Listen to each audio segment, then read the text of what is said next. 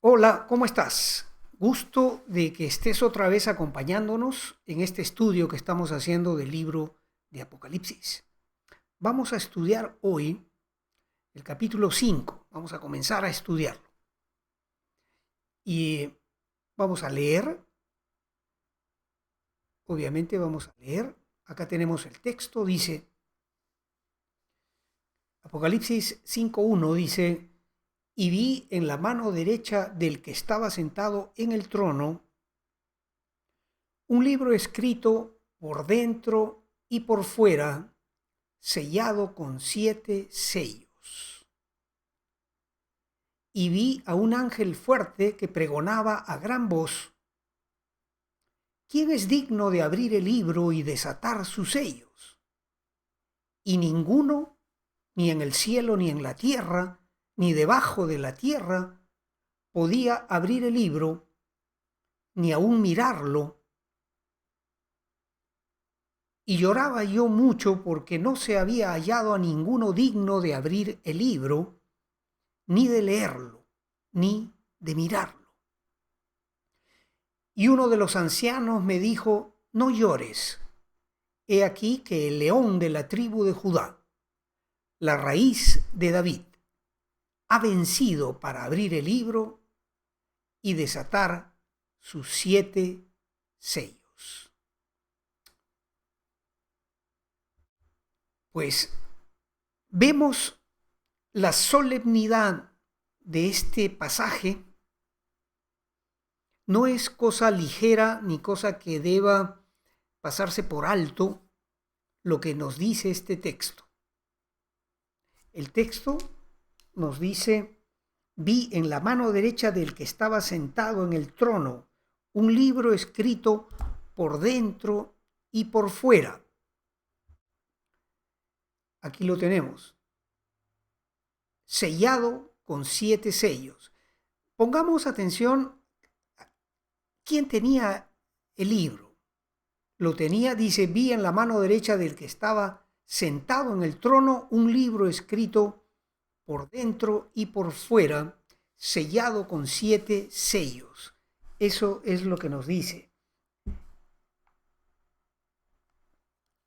Y esto significa, obviamente hay que hacerse preguntas. ¿Qué libro es este? Por lo que más adelante vamos a ver, este libro sellado con 7 sellos viene a ser el desenvolvimiento del episodio final de la historia humana. El que estaba sentado en el trono, obviamente lo vimos antes, es nuestro Dios, nuestro Creador, el Padre Celestial, el Dios Eterno, Jehová de los ejércitos, es su nombre. Él tenía en su mano derecha, lo cual también es importante, mano derecha representa el poder y la autoridad. Y en la mano derecha de nuestro Dios hay un libro escrito por dentro y por fuera. Recordemos que en la antigüedad los libros no eran como los nuestros, sino que eran rollos. Y este es el tipo de libro del que se está hablando, escrito por dentro y también por afuera, y además sellado con 7 sellos. Entonces, tenemos esta primera escena: Dios en su trono sentado y en su mano derecha un libro escrito por dentro y por fuera y sellado con 7 sellos. ¿Qué más dice el texto? Perdón, vi a un ángel fuerte que pregonaba a gran voz: ¿quién es digno de abrir el libro y desatar sus sellos? Y ninguno, ni en el cielo, ni en la tierra, ni debajo de la tierra, podía abrir el libro, ni aun mirarlo.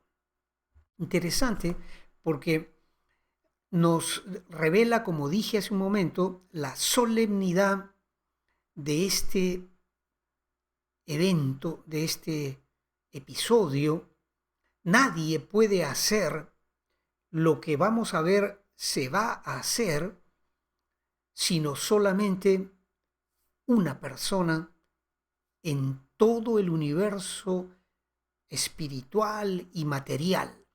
Arriba en los cielos no hay nadie digno de desatar los sellos de este libro, de abrirlo, ni siquiera de mirarlo, pero no solo en el cielo, en la tierra y debajo de la tierra. Es decir, nadie en todo el universo, en toda la creación, en toda la historia, desde el principio hasta el fin, tiene la autoridad para abrir el libro que sella la historia de la humanidad. Porque ciertamente tiene que ver con la humanidad lo que va a contener, lo que contiene este libro, y en la medida que tú sigas fiel a estos estudios, vamos a ir viendo qué cosas son esos sellos, qué representan cada uno de ellos. Muy bien, así que esta es la primera escena. Ahora, volvamos a nuestro texto y dice: ninguno, pues, el verso 3, ni en el cielo, ni en la tierra, ni debajo de la tierra podía abrir el libro, ni aún mirarlo. Y el apóstol Juan lloraba yo mucho, dice, porque no se había hallado a ninguno digno de abrir el libro, ni de leerlo, ni de mirarlo. Es decir, Juan había sido envuelto en la atmósfera divina de la escena que estamos viendo. Y él se entristece y lloraba mucho, porque no había nadie digno de abrir, de mirar y de quitar los sellos de este libro del cual estamos hablando y que pronto entenderemos mejor de qué se trata. Es decir, el apóstol estaba triste porque no había nadie digno de abrir el libro, ni siquiera de mirarlo. Ahora, uno de los ancianos, verso 5, me dijo: no llores, he aquí que el león de la tribu de Judá, la raíz de David, ha vencido para abrir el libro y desatar sus 7 sellos. Uno de los ancianos, de esos 24 ancianos que vimos un poquito atrás, hace un par de videos, hace un par de estudios, uno de esos 24 ancianos que están alrededor del trono de Dios, habla con el apóstol Juan y le dice: no llores. He aquí que el león de la tribu de Judá, la raíz de David, ha vencido para abrir el libro y desatar sus 7 sellos. Esto significa que en realidad, hay que volverlo a decir, nadie es digno de abrir este libro, desatar sus sellos y leer lo que en este libro está escrito, sino solamente el león de la tribu de Judá. ¿Quién es el león de la tribu de Judá? Es el Señor Jesucristo. ¿Y por qué Él es digno? Porque ha vencido, dice. El texto dice: uno de los ancianos me dijo: no llores, he aquí que el león de la tribu de Judá, la raíz de David, ha vencido para abrir el libro y desatar sus 7 sellos. Quiere decir que para que el Señor Jesús pueda ser digno de abrir y desatar los sellos de este libro, tuvo que haber vencido. Tuvo que haber vencido. Y esto tenemos que detenernos un momentito y explicar: vencido ¿de qué manera? ¿Cuál es esa victoria de la que habla este texto? Pues el Señor, el león de la tribu de Judá, el Señor Jesucristo, está escrito en la Biblia, venció a nuestro enemigo, al enemigo de Dios, al diablo Satanás, no con su fuerza, porque le bastaba hacer así a Dios y desaparece al enemigo en un instante. Satanás no tiene forma, no tiene manera de parecerse en nada a Dios. Muchos están equivocados creyendo que Satanás es el malvado que tiene el poder negativo semejante al de Dios. Satanás no es nadie. no es nada.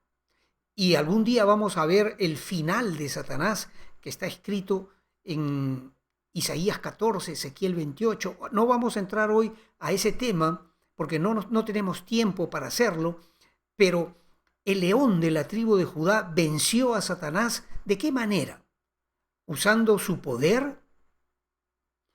No, usando la obediencia al Padre Celestial.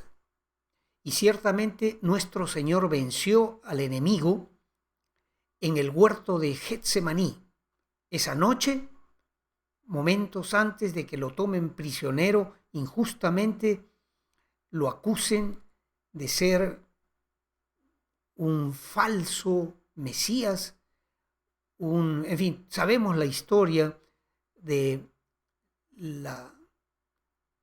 el padecimiento que el Señor Jesús sufrió, lo que hicieron con él, la cruz, la muerte que sufrió, en fin, sabemos todo ese detalle. Pero la verdadera victoria del Señor Jesús fue antes de ese sacrificio en el monte Calvario. Fue en el huerto de Getsemaní, porque recordemos que el Señor Jesús, que estaba acompañado de sus tres más cercanos, Pedro, Juan y Jacobo, esos tres discípulos que eran el círculo más cercano a Cristo, que lo acompañan pero con mucha dificultad porque estaban agotados y el sueño los vence y no son capaces de permanecer orando, y el Señor se les acerca 3 veces mientras cada vez que lo hizo, cada vez que se acercó, los encontró fatigados y durmiendo, y él se fue y oró 3 veces y oró al Padre de una manera tan agónica, dice la palabra, en agonía, ¿no? Que sudaba y su sudor eran como gotas de sangre, lo cual revela el estrés extremo que el Señor sufrió para lograr de Dios saber, escuchar del Dios, del Padre que está sentado en su trono, si él tendría que beber la copa que tenía frente a sí. Y él dice: si es posible, pasa de mí esta copa. Ora 3 veces, pero no se haga conforme a mi voluntad, sino a la tuya. Y el Señor ora 1, 2, esta misma petición, y finalmente entiende que la voluntad de Dios es que Él muera en la cruz. Pero era tal el peso de esta decisión que realmente fue una batalla terrible que el Señor Jesús tuvo que librar, y tuvo victoria. ¿Por qué? No porque a él le faltase poder lo he dicho ya, para vencer a Satanás con hacer así y se acababa el enemigo. Pero es que acá tenemos que entender cuál es el propósito de la cruz. ¿Cuál es el propósito? Tenemos que, si no lo sabemos, tenemos que escuchar bien, abrir bien nuestras orejitas y escuchar. La victoria del Señor en la cruz es una victoria a favor nuestra, a favor nuestro. Cristo tenía una misión.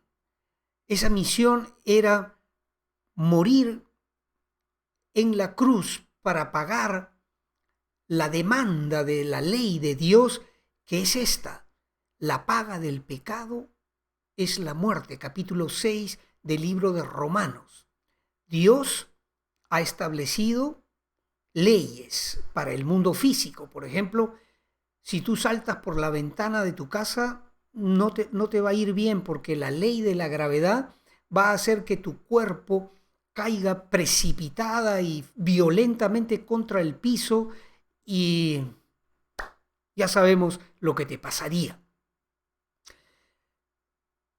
El reino de Dios está sustentado, ya lo vimos en el aspecto físico, en diferentes leyes, pero el reino eterno de Dios tiene también la ley de que solamente lo que es santo puede pertenecer al reino eterno de Dios y que la paga del pecado es la exclusión y la muerte finalmente es el pago de la transgresión del pecado. Así que la misión de Cristo era no una guerra, un enfrentamiento, un pugilato de Dios contra el diablo para vencerlo, a ver quién es más fuerte. De ninguna manera, porque te lo repito por tercera vez, el diablo es una criatura de Dios, Dios lo creó y no tiene semejanza, no hay nada semejante a nuestro Dios.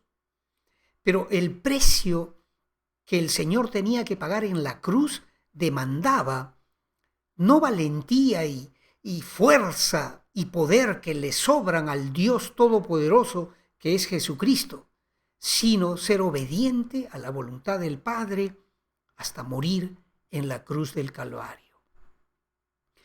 Y el león de la tribu de Judá venció esa batalla, una batalla mal entendida por muchos y ciertamente ocasión de burla para Satanás, quien creyó haber vencido al león de la tribu de Judá, matando al Cordero de Dios que quita el pecado del mundo, porque obviamente Satanás no entendía lo que estaba pasando. La victoria de Jesucristo se consagra, se consolida, se logra en la cruz, en donde Cristo, por obediencia al Todopoderoso, al Padre Celestial, a su Padre Celestial, cumple con ese doloroso trance de entregar su propia vida a esa cuadrilla de pecadores que lo insultaron, lo ofendieron y acabaron con su vida. Así que, ¿quién es digno de que se abra un libro en donde se cumplen los 7 sellos, se abren esos 7 sellos y se cumple el final de la historia para dar principio recién al reino milenial de Cristo y a la eternidad con Dios? ¿Quién es digno? Absolutamente nadie, sino solo el león de la tribu de Judá, que venció en la cruz al enemigo, no manifestando el poder que Dios tiene, que Jesús tiene, sino por obediencia y por hacerse un siervo capaz de entregar su propia vida a favor de todos aquellos que por fe creeríamos en Jesucristo como nuestro Señor y nuestro Salvador. Bendito sea su nombre, gloria sea al nombre del Señor, porque gracias a Él, nuestro futuro está seguro. Hay un himno precioso que se me acaba de venir a la mente. Mis primeros años en la fe cantábamos himnos en los cultos, invariablemente cantábamos himnos y matizábamos con algunos coritos. Hoy día un poco se ha perdido el asunto de los himnos, el cantar himnos. Pero gracias a Cristo, porque Él vive, porque Él entregó ese sacrificio perfecto en la cruz, también viviremos nosotros esa vida eterna que Dios nos ha prometido. ¿Y qué podemos decir? Podemos decir solamente gracias a Jesucristo, al león de la tribu de Judá, la raíz de David, porque ha vencido para abrir el libro y desatar sus 7 sellos. Esta es la primera parte del capítulo 5 del libro de Apocalipsis. Yo quiero agradecerte que tú sigas estudiando, que sigas acompañándonos, que sigas interesado en conocer más sobre este precioso libro, la Biblia, y en específico el libro de Apocalipsis. Te animo a continuar. Vamos probablemente en 1 o 2 días a leer la segunda parte de este capítulo 5 y te prometo que lo que viene es realmente muy, muy fuerte, pero además es muy bueno que tú sepas, que no seas ignorante de las cosas que van a suceder en el mundo, de tal manera de que la verdad de Dios te haga libre de toda religiosidad estéril, muerta, que antes teníamos, porque ciertamente en Cristo está la vida eterna. Él es el camino, la verdad y la vida. Y nadie llega al paraíso de Dios sino solo a través de Jesucristo. Dios te bendiga, Dios te proteja, Dios te prospere. Hay cosas bellísimas que el Señor hace. Yo estoy contento por unas bendiciones preciosas que he recibido, que ahora no tengo la disposición ni el tiempo de explicar, pero ciertamente yo te puedo decir, Dios es bueno. Dios es bueno. Dios es bueno. Y te quiere bendecir. Permanece fiel. Despójate, suéltate, sacúdete de toda oposición que el enemigo quiera ponerte delante, toda duda, toda mala intención de que míralo, no, estos fanáticos te quieren capturar porque quieren tu dinero, cosas tan ridículas como esas. Sigue adelante. Y gracias otra vez.